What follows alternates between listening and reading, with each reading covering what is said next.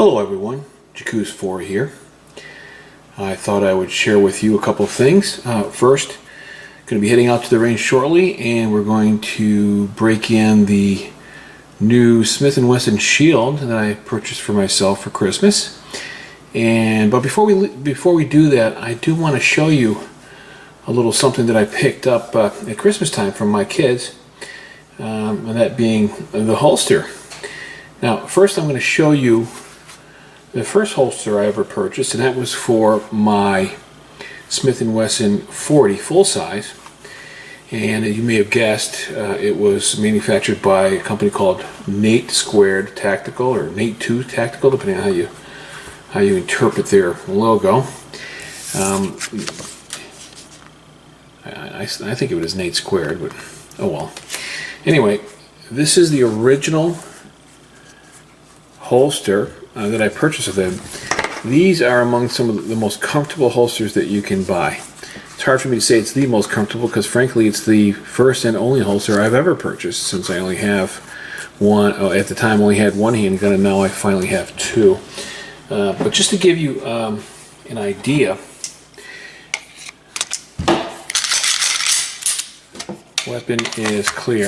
I just wanted to show you how it just slides in, and then you can see even with my laser it eventually broke in nicely. The disadvantage that I have with this particular holster was that, you know, once you draw your firearm, it's not the easiest thing to get it back into your belt. I wear it inside the waistband, and that's what it's designed for.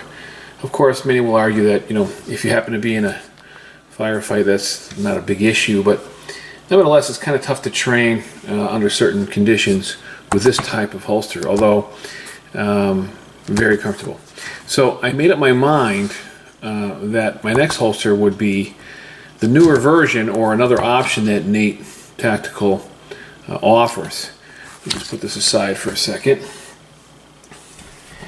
And then let's take my 9 and then show you their new to me anyway, Professional series.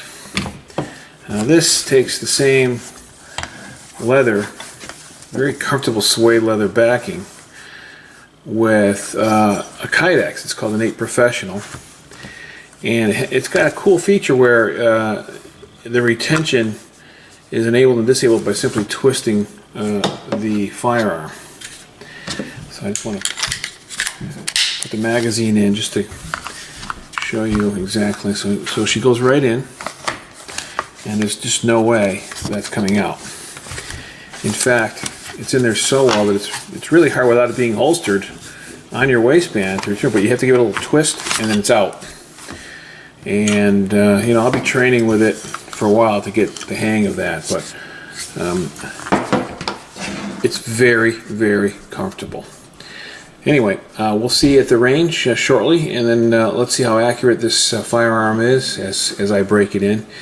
And then I think I'll bring along my AR too, because I want to try out the new Spikes tungsten-filled heavy buffer to see if what they say is true about how it might soften the blow, so to speak, regarding recoil on my gas piston rifle. All right, see you shortly.